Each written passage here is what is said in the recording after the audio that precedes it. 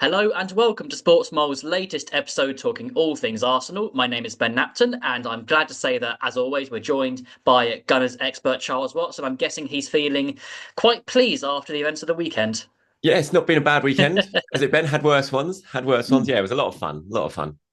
Certainly was, yes, not just because Man United lost, not just because Man City lost, not just because Liverpool lost, but because Arsenal ran out 4-1 winners in the North London derby. I mean, that was just apart from that one error for that, I mean, fair play to Richarlison, what a goal it was. But aside from that, it was just so close to, in my opinion, the perfect derby performance. And we'll talk about some of the individuals in a sec. Of course, we can't gloss over Eberechi Eze's first ever Premier League North London derby hat trick. Incredible stat, but just the derby as a whole, we were just speaking of camera. Was that one of the most fun derbies you've ever had the pleasure of witnessing?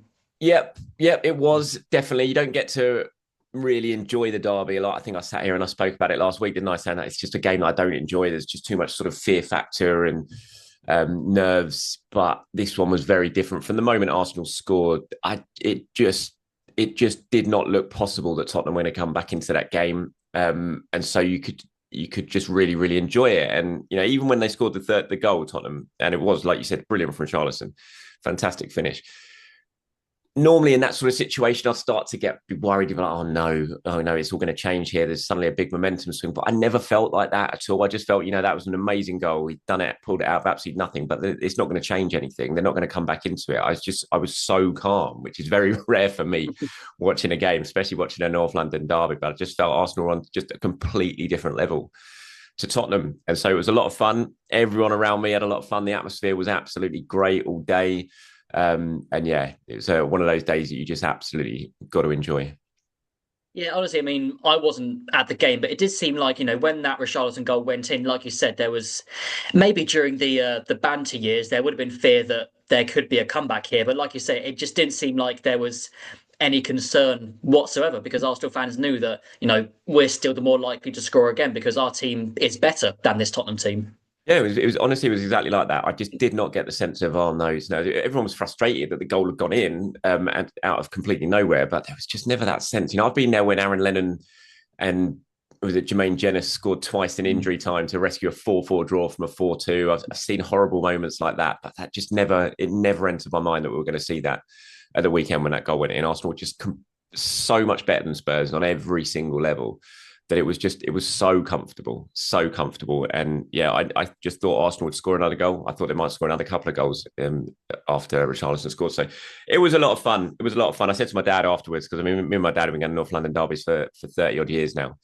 And fortunately, we've not seen us lose very many of them because Tottenham don't win at Arsenal. It just doesn't really happen. It's only happened a couple of times in the league since we've been season ticket holders, which is remarkable. But I said to him after the game, I was like, it's just one of the most enjoyable ones I've ever had. Just being able to sit there, laugh at the Tottenham fans who I sit right next to, who are all disappearing from about half an hour to go, just safe in the knowledge that 3 points were absolutely safely tucked away on a weekend, like you said, when other teams had dropped points as well. So it was thoroughly enjoyable.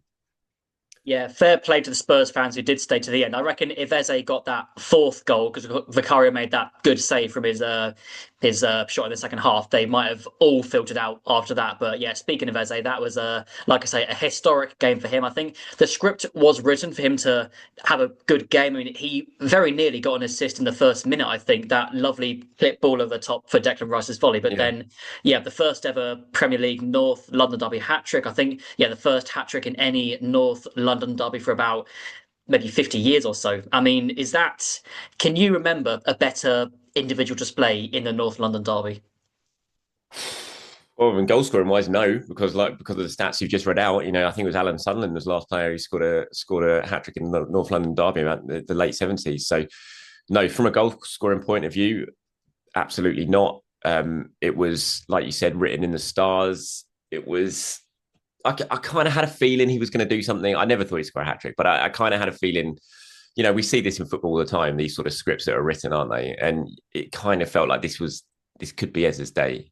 He could make a real impact here. He's the type of player. He's a big game player, isn't he? He turns up in the big games. He always does. Whether it's FA Cup final for Crystal Palace, big moments, Eze delivers.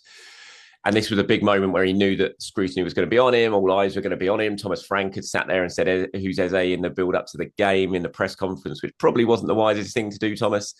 And so you had all that sort of extra narrative going around him, and he just stepped up and delivered at a moment when his team absolutely needed him. It was a brilliant, brilliant performance from him. Like you said, I mean, I almost think my favourite bit was that lobbed pass. I just thought it was so good. The vision to do it, to pull it off, it was excellent. But the finishes were just made them look so easy, which is this. That's what Eze does. He makes things look easy. He makes football look easy. It's such a difficult game at any level, but at elite level, it is so, so tough. And yet he makes it just look easy. He glides around the pitch. Everything he does is like, look at the goal. Look at the second goal, the side foot with his left foot. He just caresses that with his wrong foot. The ball bobbling around. He's struggling to get it under control. And yet he just caresses this finish with his wrong foot into the far corner. It just made it look so easy, ridiculously easy. It was a fabulous day for him, fabulous performance. He got to live out my dream, every other Arsenal fan's dream around the world. You grew up as a kid dreaming of scoring in a North London derby, dreaming of scoring a hat-trick in a North London derby. And he does it in his debut, coming back after fighting tooth and nail for 10 years to get back to the club that he loves, that he's always dreamt of playing for. And he goes and does that. I mean, he could write a film about it. It's just a really special afternoon for him. Yeah, I mean, I remember when he was first presented to the Emirates crowd, he looked in disbelief, and then he looked in disbelief again when, I mean, pretty much after every goal, he was like, "Did that just happen? Did I just score for Arsenal against Spurs?" It was just wonderful to see his reaction, the reaction of his teammates, and you were saying last week that, excuse me, it's you expecting him to eventually make that left wing spot his own. But I mean, he just scored 3 goals from a central role, and Leandro Trossard, who I'll touch on a bit as well, he scored again, a deflected strike, but it was still a lovely run and a lovely sort of swivel from him to create that chance. I mean, the form that Eze and Trossard are in, there is hope that Odegaard will be back quite soon, but is it fair to say that he has a fight to get back into the team if Eze and Trossard carry on like this?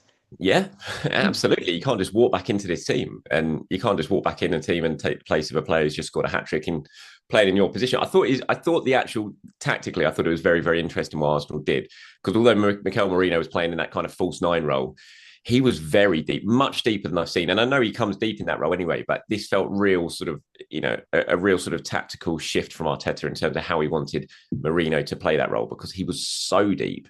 And then he was having runners really go beyond him. Eze was playing more advanced than him a lot of the time. I thought it was almost like Eze was a false nine. And I think Mikel afterwards was asked how to describe Merino, and he called him a defensive nine or something like that. But, it wasn't defensive, but he was dropping back so deep. So look at the fourth goal, for example, the play he does for the fourth goal when Hincapié wins the header over Richarlison. And then it's Merino getting the ball sort of near enough the halfway line, holding off the defender, drawing the defender out.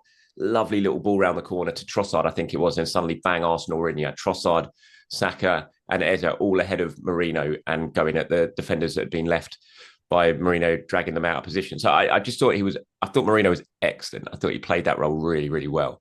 But it was very, very interesting how Arsenal played it tactically with Eze and Merino. If Odegaard's there, I don't see Odegaard playing in that sort of role. I don't think he can do that. Eze can do it. I don't think Odegaard can do that. Odegaard's got completely different qualities and strengths if he's playing in that sort of central 8, whatever role however you want to describe it. So it's going to be interesting what Mikel does when he does come back. Will he be fit for Bayern? He was very, very close for Tottenham. He was obviously with the squad. It was at a hotel. He got off the coach before the game with the squad. So he's there, basically. He's now there. Open training at the time of recording this is going to be held in a couple of hours at London Colney, and I would imagine we'll see Odegaard in that training session. So he could play, he could be involved against Bayern, certainly Chelsea at the weekend. So it's decisions for Mikel to make. But what a position to be in. What a position to be in. You got so many players playing very, very well. Madueke came back in the second half against Tottenham. Martinelli is there. Hopefully not too far away from Havertz and Gyökeres being back. I wouldn't want to be Mikel Arteta with those decisions that he got, but from an Arsenal point of view, that's a fantastic dilemma. Amazing dilemmas, yes. So different to the previous dilemmas of, oh, do we start Marino or Sterling up front when the previous strikers were injured? I mean, those days were, that's in the past now. Let's not give ourselves PTSD. But yeah, on Trossard, like you said, I think I saw a stat after the game that Arsenal have now, he's scored in 32 games for Arsenal. They haven't lost a single one of them. And Mhm. we know the form he's been in before the international break. Really good performance again at the weekend.